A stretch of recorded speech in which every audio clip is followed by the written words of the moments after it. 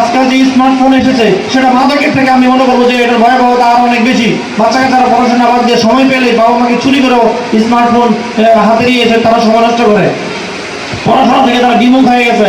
গার্ডিয়ানদেরকে আমাদেরকে খেয়াল রাখতে হবে, এই কোমলমতি শিশুদেরকে বাচ্চা কাচ্চাদেরকে কোনোভাবেই মোবাইল হাতে দেওয়া যাবে না। প্রয়োজনে তারা কথা বলবো আত্মীয় স্বজনের সাথে, কিন্তু মোবাইল তাদেরকে দিয়ে দেওয়া যাবে না। আজকাল আরেকটা জিনিস খেয়াল করা হচ্ছে, প্রতিদিনই আমার থানায় একটা করে বলতে গেলে একটা জিডি হয়। সেই জিডিটা কি জিডি জানেন? সেটা হয় হলো গিয়া নিখোঁজ। নিখোঁজ জিডি প্রায় কি নিখোঁজ, 14-15 বছরের মেয়ে নিখোঁজ। কিন্তু এটা তদন্ত করতে গিয়ে দেখা যায় যে প্রাণগুলিতে ব্যবসা থাকে, ইংলিশের ব্যবসা, তারা ছেলের সাথে পালিয়ে যায়। এটা হলো আমাদের মনে করবো যে গার্ডিয়ানদের দুর্বলতা। এই জায়গাটাকে আমাদের সচেতন হতে হবে। আপনার মেয়ে ঠিকভাবে স্কুলে যাচ্ছে কিনা, আপনার মেয়ে ঠিকভাবে পড়াশোনা করতেছে কিনা, পড়াশোনার সময় বাদ দিয়ে অন্য কোনো কারোর সাথে ফোনে আলাপ করতেছে কিনা, এটা কিন্তু খেয়াল রাখতে হবে।